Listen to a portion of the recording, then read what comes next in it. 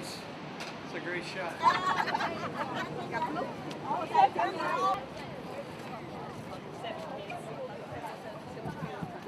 Okay, are you Canadian? I am. What's the coolest thing about Canada? Oh, we're good at hockey. We're really good at hockey. What else? We have good poutine. Poutine.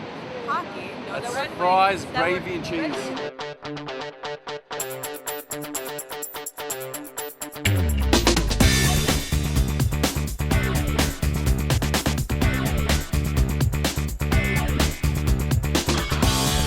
Welcome, friends. This is Mission Team Training Session number 1, Canada. We're excited for you as you prepare to take the love of Christ north of the border, and we're privileged to bring you our friend and partner, Dan Collison, who has served in Canada as a pastor, a church planter, and a church planting leader. So get comfortable and come along as we discover what makes a Canadian, well, Canadian. So we're in the food court of a mall just right here in downtown Toronto. I wanted to communicate a few things to you about some differences between what it's like to live in Canada and what it's like to live in the United States. Now we're talking about some real generalities here. So things may be a little bit different in your community and in your area than the generalities I'm going to paint for the United States. And it also might be a little bit different in the area of a church planter for what I'm going to say about Canada. But on the whole, these things are going to be true, and they really affect the strategies that we develop for reaching out to communities, speaking to neighbors, developing what it means to work, live, and operate as a church for Jesus Christ in this area. The first thing I want to say is, even though when you come to Canada, if you're driving or even if you're flying, the only difference geographically for leaving the United States and entering into Canada is crossing over a river here in Ontario. And it doesn't seem like much. There are a lot of things similar on each side of that river. There are Walmarts on both sides and McDonald's on both sides. There are banks and the use of paper money, even though the color's a little bit different. There are so many things. Most people on this side of the river speak English, just like down in the U.S.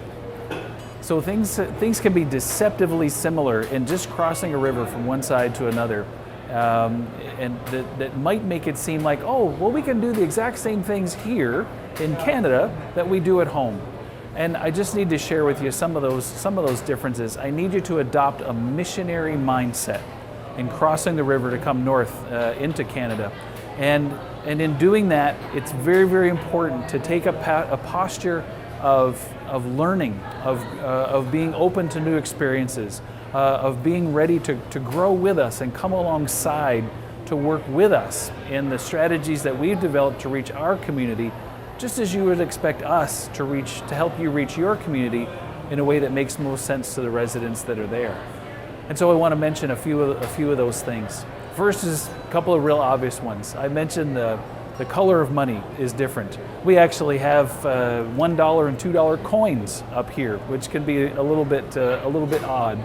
Our $5 bills are blue, our $20 bills are green, our $50 bills are red, and they even came out with some plastic $50 bills lately, which is it's really different. Looks a little bit like Monopoly money, to be really honest, but it's not. It's our currency. And our $1 bills are called loonies because there's a picture of a loon, one of Canada's native birds, on one side. And so we affectionately call the $1 coin a loonie. And then the $2 coin came along later, and in getting a popular name for that, it just ended up being called a toonie. So loonies and toonies. It's one simple difference that you're going to come up against. Here's another one. You'll probably notice if you're here for any length of time, and if you're in a situation with a church planter where you might have a refrigerator in your hotel room or put up in some kind of a place that has a fridge. If you buy milk in the grocery store, you'll find that milk comes in bags, not in jugs. We have 3 sleeves of milk in each bag, and it's a little more than a gallon.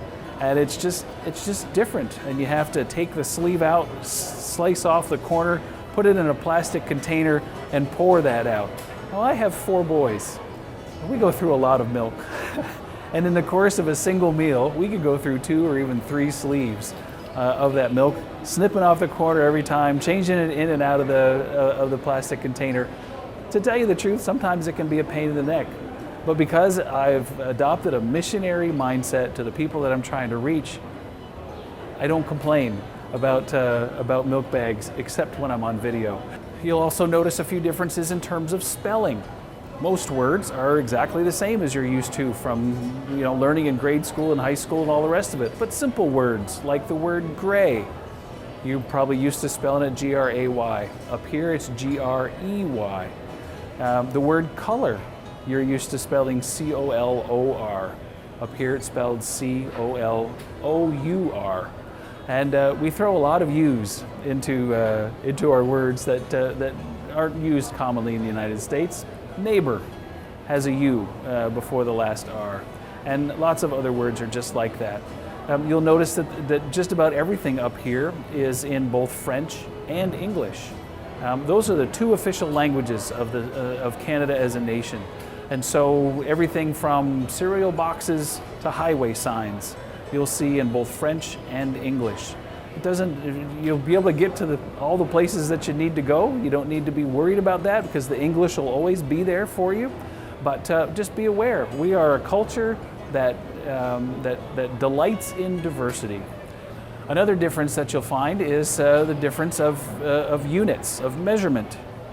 In Canada, we use the metric system all over the place. So everything from the meat at the grocery counter and fruits and vegetables, right on through distances. Everything is metric. Now, you don't have to be too worried about that. It's just another way of expressing it. But I don't want you to be surprised when you see everything talked about in terms of metrics. So distance will be measured in kilometers. Weight will be measured in grams and kilograms. Volume will be measured by liters or milliliters. And so you might want to bring along a little bit of a conversion chart with you, or have that app on your cell phone when you come up, so that you can make a difference. While I'm on cell phones, you'll want to make sure that you check what your cell phone is capable of and how much it's going to cost you before you cross the border. Getting anywhere near the Canadian border, if you happen to get on a Canadian cell phone tower and you have a data plan on your phone, chances are you're going to return home to a very large bill. So you may want to turn your data services completely off, or investigate what it would be like to have an international plan added for a month to cover the time while you're up here. But just don't be caught by surprise. We've had way too many people who thought they could use their cell phones exactly the same way up here as they did at home, because we only crossed a river, and they've been bit by really high cell phone charges, usage charges when they got back home. So check into that well before you come. Canada is a different country from the United States, and in order to cross that border, you're going to have your American passport. You will be turned away at the border if you do not have a passport. So please, well in advance of your trip to come to Canada to help in church planting through a mission team or any other way, make sure that your passport is current. Make sure that you actually know where it is and you're not just thinking it might be set aside somewhere. Double check. Make sure you have it. Make sure it hasn't expired, and get one if you don't have one.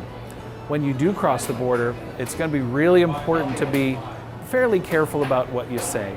It's not that you have to come undercover or anything like that. It's not that you're trying to hide anything from the border crossing guards when you're coming across.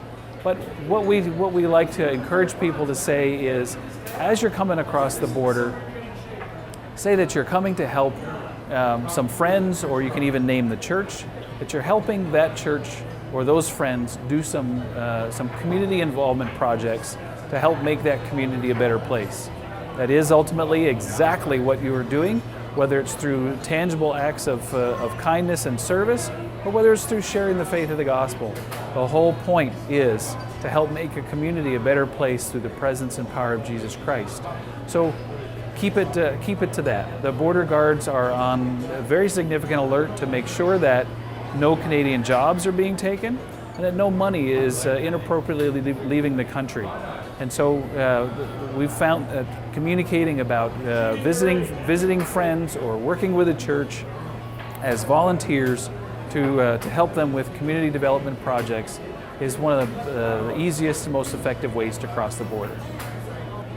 One of the things that's just really interesting about Canada is that it's the second largest country in the world by land mass. It's a massive country, land everywhere. Unfortunately, we are also the Great White North, which means that there's a lot of that land that most of us would not find very habitable. In fact, even though we're the second largest country by land mass, in terms of population, Canada is 1/10 the size of the United States. And 90% of Canada's population is spread along the United States border. It doesn't really penetrate more than about 100 miles north of the US border. And so it's just a good helpful thing for you to know as you come up. And it's a great trivia thing too for your next party, having your small group over to your house. I want to talk to you a little bit about the differences between the United States and Canada, also in terms of the religious landscape, because there are things very deeply rooted in the American heritage that are just not present in the Canadian heritage. So things like the Great Awakenings in the United States, nothing like that has ever happened in Canada. A large evangelical population in the United States, that's never happened in Canada's history. Right now, in southern Ontario, in a population of 9 million people, there are only 2.5% evangelical Christians. That's not even just saying Baptists or even Southern Baptists. All evangelical Christians grouped together, only 2.5% of the population. And so there's a lot of work to do, there's a lot of opportunity, but what does that say to us about the differences? Do you know there's not even enough of a Christian population in the Greater Toronto area to support Christian bookstores? Canada used to have 2 national Christian bookstore chains.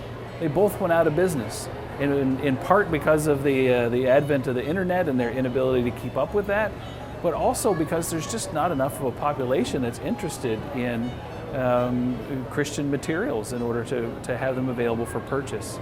So we do have some family bookstores. They're largely independent, just people with a passion who want to have a Christian bookstore but know they can't call it that, and so they call it a family bookstore. And they'll have all kinds of things in there. But another thing is because there are so few evangelical Christians and even fewer Baptists in here, we're just not coming from a place of depth in terms of his spiritual heritage. You may not know that for the average Canadian, it's been 2 to 3 generations since they had any kind of meaningful interaction with church. 2 to 3 generations. So it's not even a matter of they themselves haven't had a bad experience with church or haven't been dragged off to Sunday school, every Sunday when they were a kid, or sent off to Sunday school while mom and dad stayed home, and they're just not, taking it any further than that. No, 2 to 3 generations back before they've had any kind of church experience whatsoever. And so it's just not a part of their life. It's not a part of their expectation of what they need in their life. And some of that is rooted in another religious difference. And that is the 2 historically prominent religions in Canada have been the Roman Catholic Church and the Anglican Church, the Church of England. Both of those, what we'd probably call high churches, high church experiences, would affect the way that people view what church is about and what is necessary, what is helpful. This church right here is called the Church of the Holy Trinity. It is an Anglican church. It's one of the oldest churches in Toronto.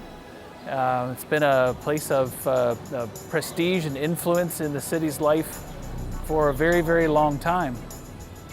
Interestingly though, this church is now completely surrounded by shopping mall on one side, business offices on another, and government offices on the third side.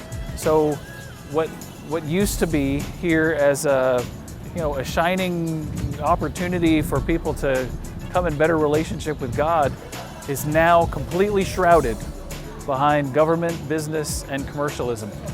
And that speaks so tremendously of how the general religious landscape views the Church of Jesus Christ in this day and time. That it's just something off in a corner somewhere. It doesn't really have an impact on the things that are truly important in life. And if it's convenient and it suits our needs, we just might stop in or pay attention to what's going on, but why? There really isn't much point. Canada is an incredibly secularized nation. Many of the cultural differences between the United States and Canada are rooted back in the formation of the nation, or actually the formation of two nations. See, because in the days of the Revolutionary War that Americans are so schooled in and so proud of, when the influence of England was set aside and those three original colonies were able to make a fresh start as the United States of America, it wasn't just the formation of one country. A whole nother country got its beginnings there too, because those who chose to be loyal to the British Crown fled as refugees from those 13 colonies, and they fled north into what is now known as Canada.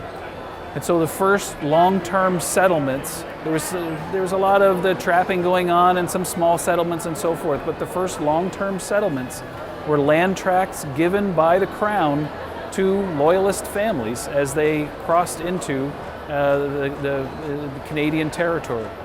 And so that the mental shift from being the victors of a conflict to being refugees from the place that they had called home, this new land of opportunity that they ended up being forced out of, has a lot to do with how Canadians view Americans even to this day, and some of those deep-seated cultural differences. And you'll find in almost every school, every public office, in many churches across Canada, you'll find a picture, not of our Prime Minister, our highest elected official in the land, but a picture of the Queen of England, because those loyalist roots are very, very deep and touch on a lot of different ways in which Canadians interact with each other and the rest of the world.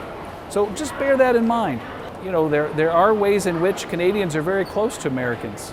We send snowbirds down to the southern United States every winter. 35%, I think it is, of Canadians vacation in the United States at some point during the year. There's all kinds of Canadians right now who are buying up residential properties in the United States. The United States and Canada are #1 trading partners with each other. It's a very positive relationship, and yet there is also the stigma that comes from being that small country, 1/10 of the population of the United States, but in the shadow of the superpower. And so that frames out a lot of the ways that people perceive the United States. And one of those perceptions is because of the superpower might of the United States. Typically, you know, there are some exceptions to this, but typically if the United States decides it's going to do something, it goes ahead and does it. Canada, when we decide to do something on an international sphere, because we value collaboration, because we value process, we work as closely as we can with as many other people as we can to get something done. And there's a little bit of, I'm not sure whether to call it jealousy or envy, or whether it's just, you know, sometimes that bigger cousin just gets annoying sometimes. But there is an element at which Canadians tire of what they perceive, or what some have called American arrogance, or even maybe a better way of saying it is what Canadians perceive to be Americans who just don't understand the larger picture of the world and how most of the rest of the world has to get along. And so Canadians will they will love your accent, they will engage you in conversation. Canadians love Americans, but just make sure to take advantage of that opportunity to work with Canadians on their terms, in their way, as opposed to bringing a piece of America up to Canada and operating from an exclusively American cultural context. The most offensive thing you can ever say to a Canadian is calling them an American. And that is more about us, not about you as Americans. That is about us as Canadians. Because we're like the little brother to the big brother. We suffer from little brother syndrome. We don't like to say that, but we really do. We want to be like the U.S., but we're not like the U.S., but we don't want to be like the U.S., but yet we want to be like the U.S. And so we suffer from an identity crisis. When you ask us, what is Canadian? We go for anywhere from the beaver to hockey to coffee, Tim Hortons coffee, to poutine. But there's really nothing you can say, this is really, truly, uniquely Canadian. We've never had to battle for our independence. And I think that profoundly changes who Canadians are. You know, we are famous in the world for being peacekeepers. And I think Canadians are proud of that. I think that they're proud of the diversity that our country embraces. That we're a country that doesn't ask you to come here and become what we are, but asks you to come here and contribute what you have to a bigger puzzle. It's a younger country. They know who they aren't more than they know who they are. They're in an identity crisis, and that happens because they're so young, but also because there's such an influx of immigrants. So they're kind of working out their own identity right now. And that's a great time to come with the gospel.